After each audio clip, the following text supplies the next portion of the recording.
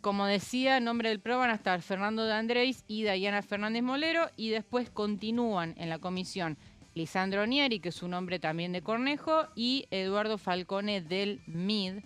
Y la última placa con los gobernadores aliados que colocan diputados en esta comisión, que son Elia Fernández de Independencia de la provincia de Tucumán, Oscar Herrera Aguad de Misiones, Sebastián Nóbrega de Catamarca, del gobernador Jalil, y Nancy Picón Martínez de San Juan, Producción y Trabajo.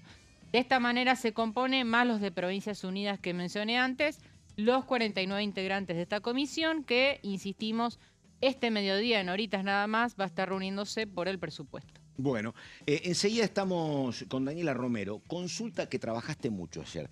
¿Te enteraste algo, te contaron algo sobre el tema reforma laboral o modernización laboral en el Senado?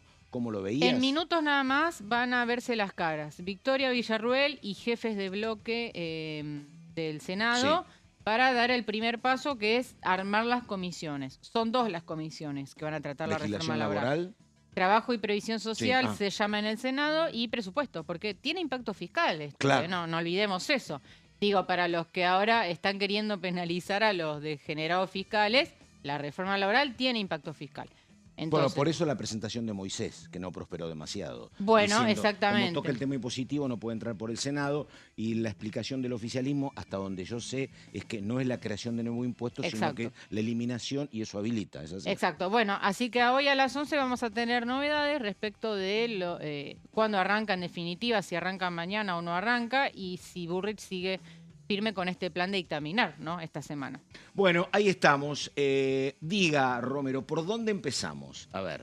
Bueno, un poco lo que quiero hacer foco yo con respecto de cómo se conformaron las comisiones ayer es en la incidencia que van a tener los gobernadores en la comisión y consecuentemente en el recinto. ¿Cuántas bancas van a controlar cada uno de los mandatarios provinciales que el gobierno priorizó? Porque fue una decisión completamente adrede, ¿no? La de decir, bueno, vamos a priorizar a estas provincias para que nos ayuden en el trabajo parlamentario.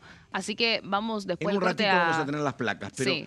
¿Esto me parece que es un gran logro del gobierno o yo me equivoco?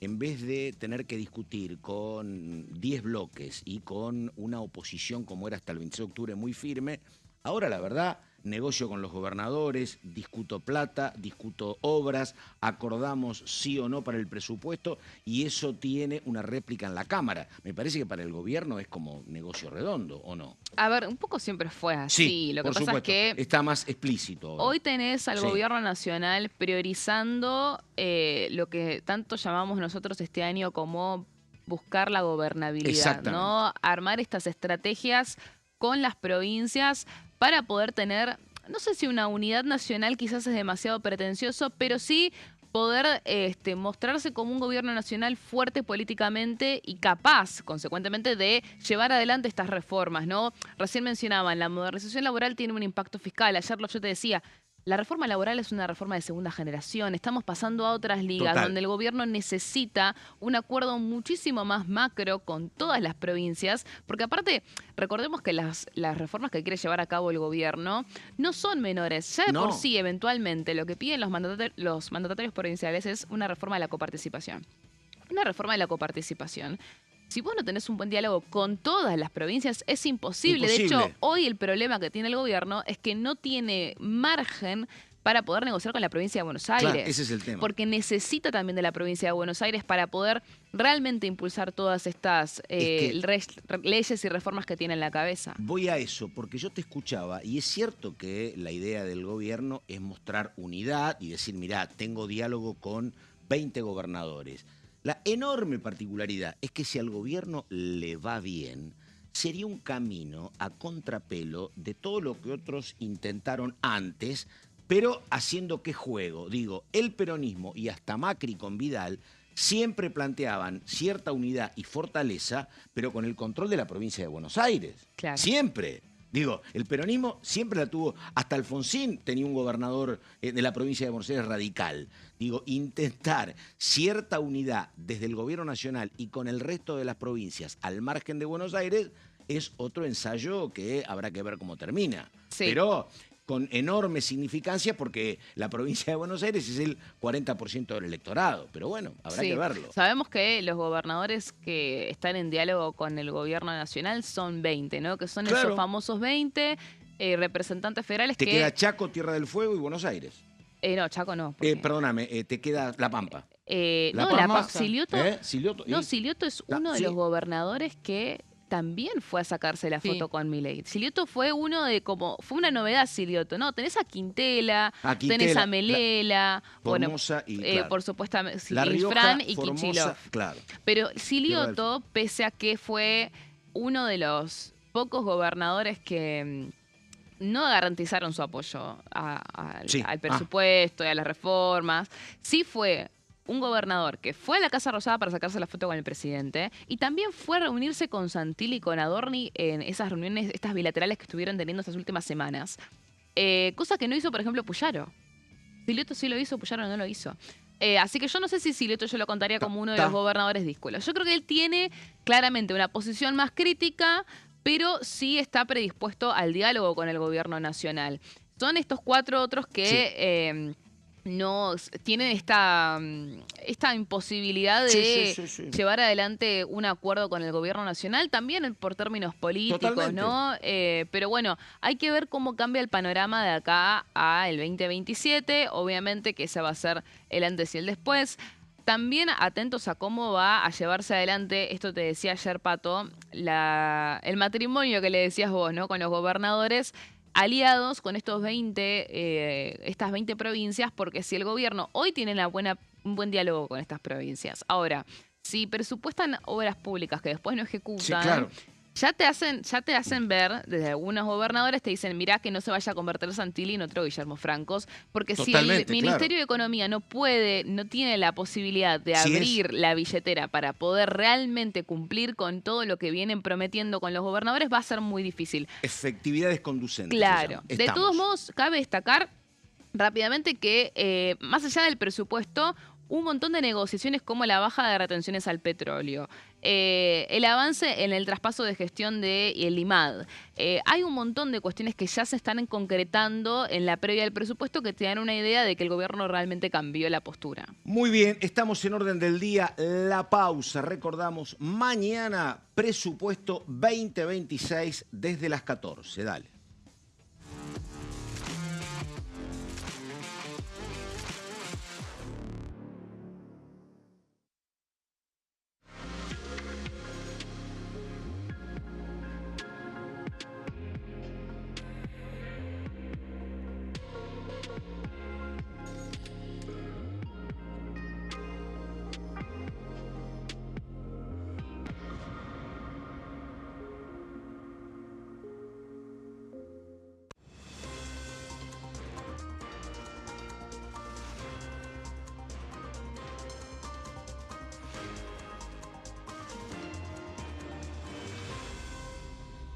Consenso, de lunes a viernes, 12 horas. ¿Cómo funciona el Congreso? Cuando un proyecto de ley ingresa a la Cámara de Diputados, ya sea presentado por un legislador, enviado por el Poder Ejecutivo o producto de una iniciativa popular, se trata primero en el ámbito de las comisiones. Las comisiones son el espacio de análisis y debate sobre los proyectos conformadas por legisladores de distintos bloques. Hay 46 comisiones permanentes que son centrales en la discusión parlamentaria, como Presupuesto y Hacienda, Asuntos Constitucionales o Legislación General. Existen también 32 comisiones especiales que tratan temas específicos. En su mayoría son bicamerales, es decir, que están compuestas por diputados y senadores, como la bicameral de trámite legislativo, encargada de analizar los decretos del Poder Ejecutivo. Para que un proyecto sea tratado en el recinto, debe contar con el apoyo de la mayoría de los integrantes de las comisiones a las que haya sido girado. Al finalizar una reunión de comisión, se dictamina sobre la pertinencia de tratar el proyecto en el recinto. El dictamen puede plantear la aprobación del proyecto o su rechazo.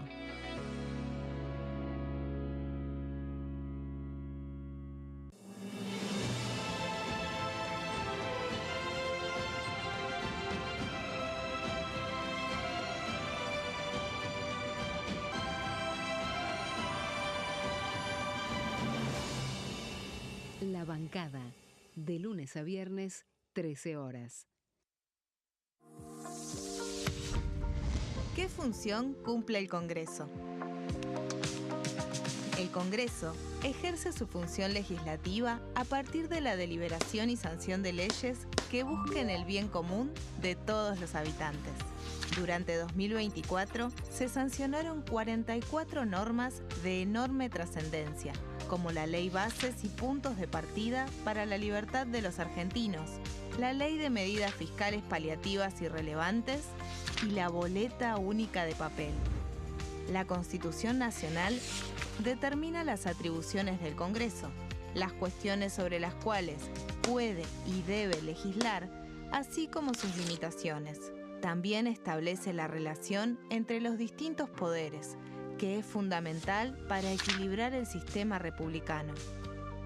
Además de legislar, el Congreso tiene la función de ejercer el control del Poder Ejecutivo. Entre otras atribuciones, ese control incluye el pedido de informes, las interpelaciones, la actuación de la Auditoría General de la Nación, dependiente del Congreso, la posibilidad de solicitar juicio político y la aprobación de las cuentas de inversión. Desde la reforma constitucional de 1994, el jefe de gabinete de ministros tiene la obligación de concurrir periódicamente al Congreso para informar acerca de la marcha del gobierno. Este informe se realiza alternadamente en cada Cámara del Congreso.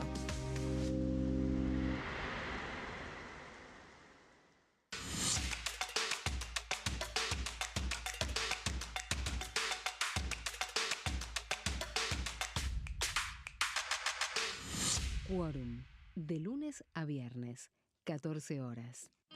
El sarampión es una enfermedad viral altamente contagiosa. Que no juegue con tu hijo. Puede poner en riesgo especialmente a menores de 5 años no vacunados. Ante la aparición de fiebre y manchas rojas en la piel, consulta de inmediato con un médico. La vacuna es la única forma de prevenirlo y es parte del calendario nacional de vacunación. Es segura, gratuita y está disponible en vacunatorios, centros de salud y hospitales públicos del país. Vos ya tenés esta vacuna. Dásela a tus hijos. Elegí prevenir.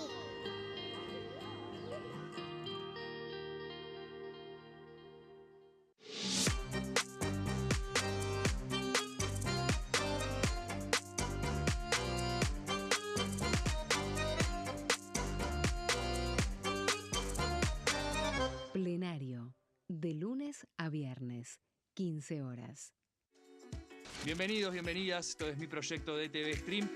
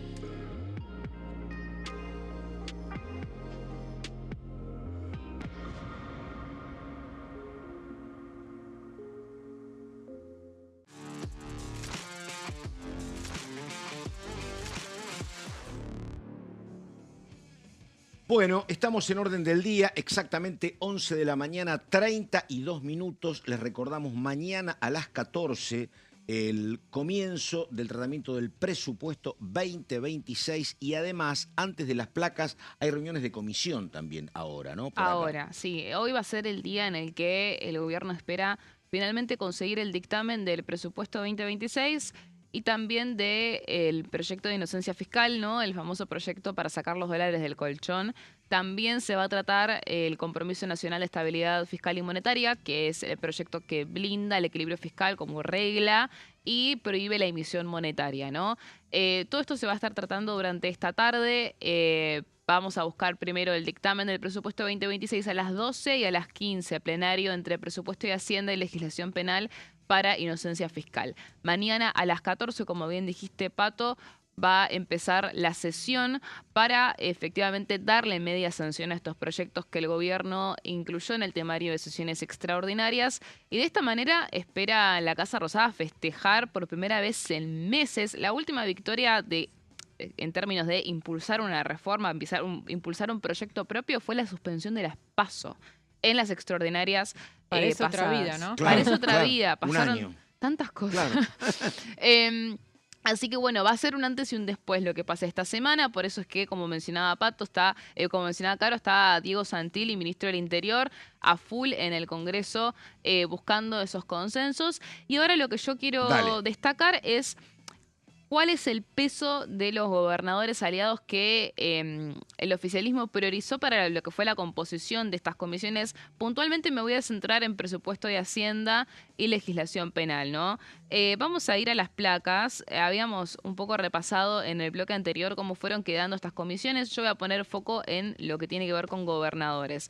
Acá vemos a Yolanda Vega, la salteña de Innovación Federal, en la Comisión de Legislación Penal, esta comisión que va a ser clave para lo que es hoy inocencia fiscal, pero también en el futuro para tratar el nuevo Código Penal, otro de los temas que están en extraordinarias. Ahí, perdóname, ¿el hombre fuerte es Sáenz, el gobernador, dentro de Innovación sí, Federal? Sí, Gustavo Sáenz, Está. alguien que también quiere incluso aprovechar este impulso que tiene con gobernadores, primero para armar ese famoso interbloque que hay que ver si Quedó eventualmente, en la nada, ¿no? claro, Sí. quedó en la nada, si eventualmente lo hace. Y por otro lado también aprovechar el diálogo con el gobierno nacional para hacer su propia negociación en otras cuestiones. Por ejemplo, la AGN. Va a reclamar un lugar en la AGN Sáenz también. Así que es una provincia muy importante. Salta. Después también en Guillermo Agüero de Chaco, el radical, otro aliado del gobierno. Porque bueno, Chaco sabemos que es una de las provincias aliadas en términos también electorales, ¿no? Y bueno, también Cristian Ritondo y Martín Yesa del PRO, otros dos aliados que se incluyen en esta comisión. Por otra parte, vamos a ir a la comisión de presupuesto. Esto ya lo repasamos. Dale. Pero encontramos a Elia Fernández de Independencia, esta es la provincia de Tucumán. Estamos hablando de Osvaldo Jaldo. Después a Sebastián Noblega de Catamarca, ahí vemos la influencia de Jalil. Dancy Picón Martínez de Producción y Trabajo, la sanjuanina, vemos la influencia de Orrego. Alessandro Nieri de la UCR, Alfil de Alfredo Cornejo, ¿no? De Mendoza. Y después también a Falcone del MID y de Andrés y Molero del PRO, otros dos bloques aliados, por más que, no sean. Pregunta, porque yo a veces me pierdo, pero la diputada Fernández Molero, en el tema, ese tablero multicolor del PRO, ¿dónde la ponemos? El macrismo. Sí, ya sé, macrismo sí, pero hoy responde a Ritondo, por ejemplo. ¿Es eso? Macri, es Macri. Yo diría que es Macri, no de Ritondo. Está bien, está bien. Caro coincide, así que estamos bien. Sí, de lo poco que tiene. Lo que pasa es que es difícil explicarle a la gente que por un lado están los que están más cerca de Ritondo y otro lado los que están más cerca de Macri. ¿Quién ¿no? está cerca? A ver. Por eso digo. ¿Quién está cerca de Ritondo? Sí, igual Fernández Molero creo hace poco tuvo un cortocircuito con los Penato por Twitter. Claro. Después lo voy a buscar, pero hubo ahí un Por eso chispazo. preguntaba. Bueno, el PRO en sí está, Claro. me parece, en una discusión interna importante, ¿no? Sí, es una galaxia distinta. Se está convirtiendo en muy parecida a la UCR, en lo que Claro, era. exactamente. Sí. Pero bueno, no me quiero quedar con el PRO y el MID. Mi Dale. foco es todo lo que los gobernadores, acá vimos un montón. De hecho, de los que vemos en la Comisión de Presupuesto, muchos de los gobernadores que inciden acá pasaron por la Casa Rosada el fin de semana pasado, entre el jueves y el viernes pasado. Así que atención con eso. Y después, otros gobernadores que influyen son los de Provincias Unidas. Esta designación fue un poco trastabillada porque Vos mencionabas esto, ¿no, Pato? El gobierno no necesita de Provincias Unidas para poder impulsar Eso es las lo que reformas. preguntaba, No sí. solamente en la comisión, porque ya lo vimos con Caro, están a muy poco de tener el dictamen. En el recinto tampoco son necesarios si tienen a todo el resto de los aliados a su favor. Así que Provincias Unidas es la última de las prioridades. Ahora, nos encontramos con que, por ejemplo, está Ignacio Aresca de Córdoba y Jorge Rizotti de Jujuy, o sea, Yarlora y Sadir, en la Comisión de Presupuesto y Hacienda, junto con Nicolás Massot completamente teñido de oposición, ¿no? Pero Córdoba y Jujuy son dos provincias que no están, en este momento, ¿no? Enemistadas con el gobierno nacional. Es que de hecho, esa es la Yarlora, diferencia, perdóname, que en algún momento eran los sin techo. Lo que tiene como característica Massot es que Massot no tiene que responder a ningún gobernador. Exactamente. Y los otros dicen, che, no te hagas el loco que yo tengo que golpear a la puerta a Santilli o a quien sea. Sí, O a y aparte Gubernman, acá está el menjunje de lo que fue lo que quedó de Encuentro Federal, lo que asume por Provincias Unidas, o sea, hay como un menjunje acá, ¿no? Menjunje es una palabra nueva también, te diría. Sí. No, más Por eso vieja digo. que sí, Dale, o sea. sí, dale, sí. Bueno, Me seguimos. carga porque. Está bien.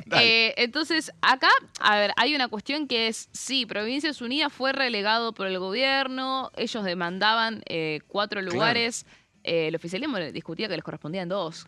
O sea, te doy 3 porque soy bueno. O sea, un poco fue esa la discusión. Lo que hizo Provincias Unidas ayer fue no presentarse en reclamo. De hecho, generó un poco de confusión con respecto de si iba a designar o no sus miembros. Bueno, finalmente más tarde los designó. Estos son... así que empezó ya con alguna medio trastabillada la relación con Provincias Unidas. Sin embargo, reitero, tanto Córdoba como Jujuy son dos provincias que tienen hoy por hoy un diálogo bastante amable, bastante amigable con el gobierno nacional. Después, en legislación penal también vemos de vuelta a Córdoba con Juan Brugué. Este sí yo diría que es un diputado bastante más crítico. Va a ser más difícil que se desdoble a las buenas relaciones que pueda llegar a tener Yarlora con el gobierno nacional. Pero después vemos a José Núñez y a Pablo Farias de Santa Fe, que responden a Maximiliano Puyaro. Acá está lo que mencionábamos antes, como estas provincias que reclaman ante todo la cuestión de las cajas previsionales, que es algo que el gobierno nacional es muy reacio a ceder, así que hay que ver en el marco del presupuesto puntualmente cómo se termina dando es que eso. Ese filosóficamente es un temazo, ¿no? Porque algo conozco. Porque la cuestión es así. Las cajas previsionales, particularmente Santa Fe y Córdoba y alguna otra, se caracterizan porque pagan salarios o pagan contribuciones mucho más elevadas que las nacionales. Cosa que si eso se sustenta con los fondos de cada provincia es absolutamente lícito. Vos sos el gobernador, vos podés pagar mejores jubilaciones, estás en todo tu derecho. Ahora, empezás a crujir en la cuestión si vos pagás más que la nación y no te alcanza con recursos propios y necesitas el auxilio de nación. Nación te va a decir, bueno, pero si no te alcanza, no me vengas a pedir a mí. Claro, el problema... Es cierto que ellos te dicen que el agujero es porque hay deudas todavía históricas de nación. Claro, pero las es deudas un tema, generadas con las cajas las provincias, que no transfirieron sus cajas jubilatorias en los 90. Exactamente. Y que ahora tienen déficit. Claro. Ese es el déficit que no se está terminando de pagar por parte de la nación. Si bien la ley de presupuesto de hace unos años establecía una automaticidad en el giro de los recursos, bueno, no se está dando eso, ¿no? Perdóname, que ha llevado a reformas jubilatorias en la provincia de Santa Fe notorias, porque el agua llegaba al cuello.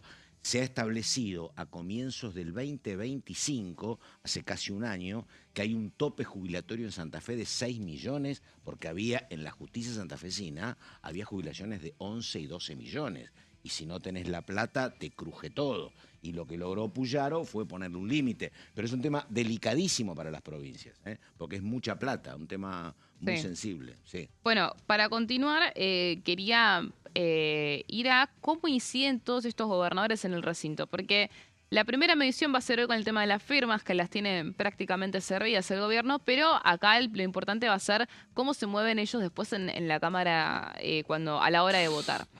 Vamos a ir a la siguiente placa.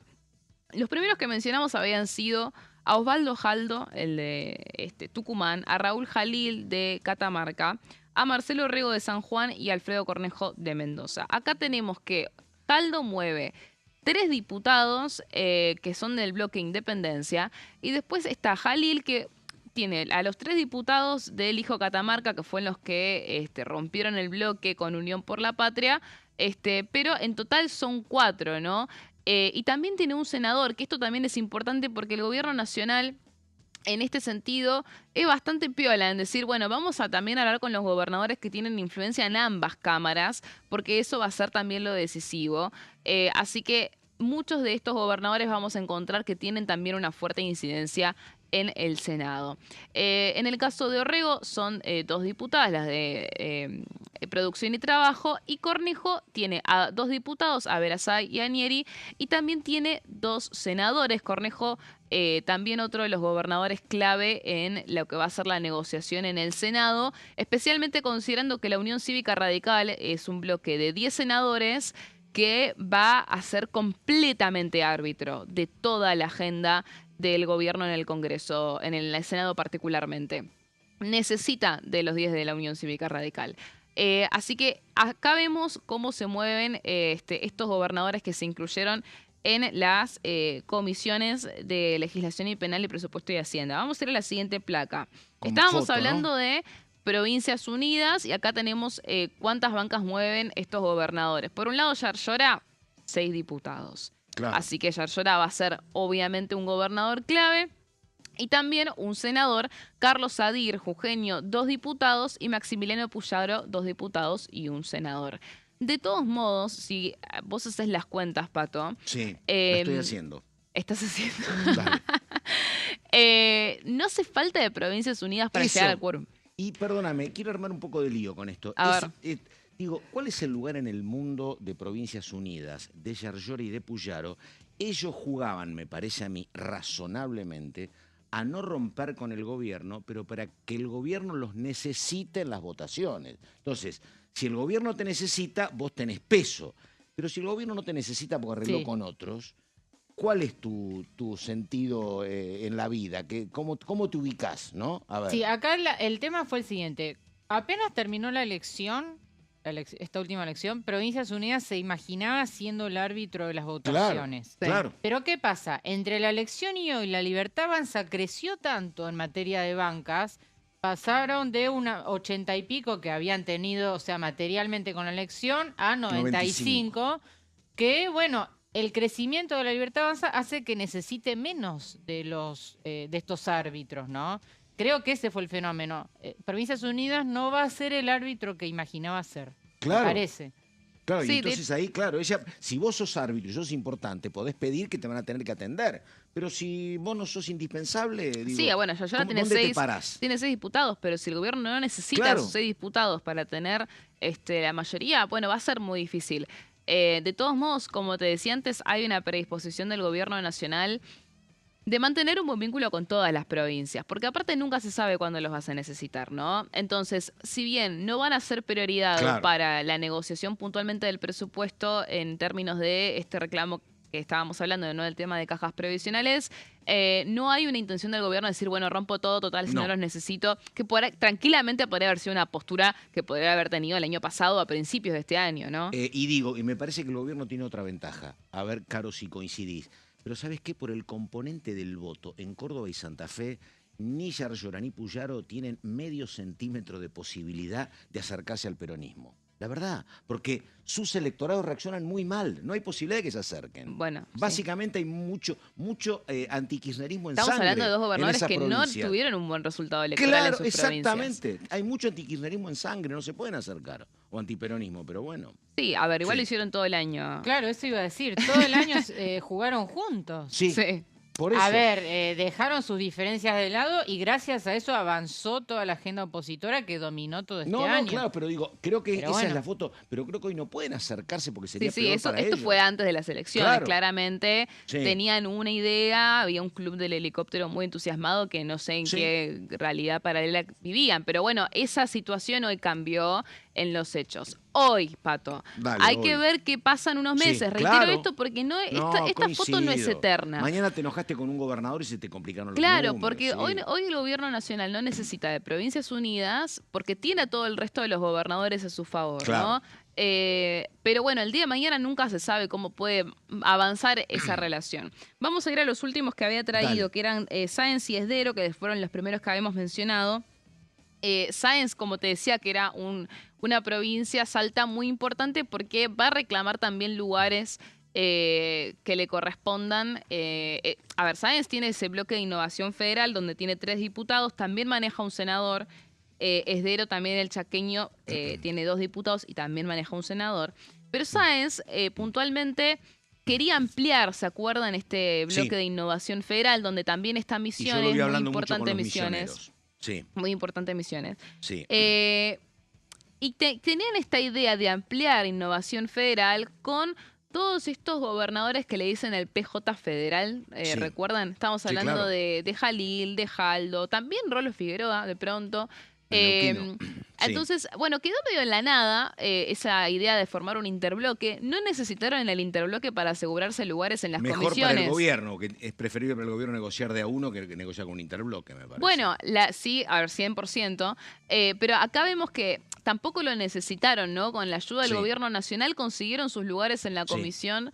Pese a tener muy poquitas bancas, ¿no? Podrían haber oficializado este famoso interbloque para tener más fuego, como hicieron todos los demás, ¿no? Pese a que en un par de meses probablemente empecemos a ver un par de rupturas en esos interbloques que se hicieron. Pero bueno, hicieron su lugar en las comisiones y es muy probable lo que te decía, y atención a esto, van a pedir lugares también en otras cuestiones. Auditoría. La Auditoría General de la Nación, por ejemplo. Acá va a haber una lucha sobre quién representa a lo que le dicen las provincias, ¿no? Porque tenés muchos bloques provinciales que se hacen llamar federales, entonces vos tenés a Provincias Unidas, vos tenés a estos gobernadores que dicen que son los que representan a las provincias. Bueno, va a haber una cuestión ahí importante. Esa era una discusión que se daba en el propio seno del bloque del peronismo, ¿no? Donde dice, somos 90 y pico, pero siempre cuando hay que distribuir cargos es uno para la Cámpora, otro para el Frente Renovador y el resto que no estamos en ninguno de los 2 bloques, nunca estamos en ningún lado. Que no sé cómo se va a zanjar también eso, ¿sí? Al menos este año se habían decidido nombrar a Forlón, ¿te acordás? Máximo, en nombre de Unión por la Patria y no se pudo. ¿Te acordás que el otro sector proponía a Emilia Monzó y quedó frustrada esa iniciativa? Sí, por eso, sí. Sí, va a ser muy, bueno, en ese momento el Encuentro Federal estaba muy apurado por designar a Monzó en este acuerdo que hizo con el Frente Renovador, con Sergio Massa puntualmente, porque se avecinaba un poco esta situación de, no sabemos qué va a pasar con nuestra representación después de las elecciones. Hoy, con el Congreso que tenés, el gobierno es muy probable que esa pequeña predisposición que vimos muy por lo bajo de empezar a negociar la GN, va a ser mucho más dura, ¿no? Va a haber también una idea del gobierno nacional de priorizar a todos estos aliados que estamos viendo ahora, que son los gobernadores afines, así que va a ser más difícil ver cómo se lleva adelante esa negociación. En su momento la UCR también estaba muy fuerte peleando un lugar. ¿Qué lugar puede tener la UCR hoy? Bueno, hay que mirar, yo creo que más al Senado en ese sentido. Tengo una pregunta para ambas. Digo, se va a tratar mañana la cuestión del presupuesto, más el tema de inocencia fiscal, más el compromiso de no emitir.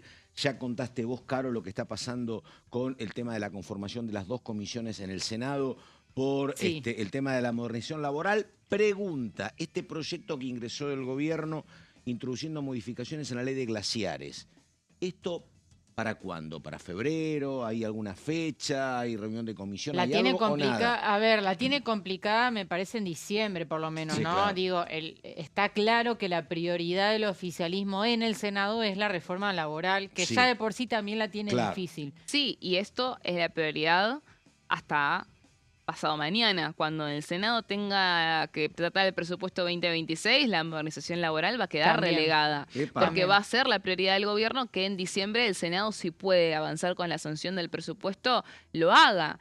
De hecho, yo no descarto que haya, si no llegan, a hacer una extensión de la convocatoria a los primeros días de enero para que, aunque sea el presupuesto, lo tengan sancionado antes de un receso. O sea, perdóname, para el gobierno en el Senado es más importante tratar y votar el presupuesto que la... Cualquier cosa, Está lo que vos quieras. O sea, Claro, me parece realmente... lógico. Sí, es que sí. Por eso la reforma laboral hoy es prioridad, pero cuando llegue el presupuesto va a ser todavía más difícil que lo puedan impulsar en la agenda. De hecho, bueno, un poco la idea era esa, es decir, aprovechamos que tenemos el presupuesto, lo abroquelamos con la modernización laboral y hacemos un acuerdo en conjunto. Va a ser quizás un poco más difícil. Yo creo que la ley de glaciares va a ser un tema, Pato, que se va a tratar en febrero. Va a ser un tema ya vi la discusión anterior con Pino Solanas, es un tema muy interesante, pero muy técnico, por las latitudes, los grados, a partir de cuándo, los glaciares y demás. Hay que estudiar bien en la letra chica porque esto ingresó anoche al Senado, pero bueno, lo que sostiene el gobierno es que con la ley actual se genera algún tipo de inseguridad jurídica a la hora de atraer inversiones porque no está demasiado clarificado el concepto de ambiente peliglaciar y demás. Exactamente, y por eso es la señal a provincias andinas. Exacto. Yo creo que es un guiño más a gobernadores para que voten el presupuesto que otra cosa, ¿no? Totalmente. Carolina Ramos, un gusto, nos estamos viendo, esto fue Orden del Día. Daniela Romero, muchísimas gracias. A ustedes. Enseguida la continuidad de DTV. Buenos días.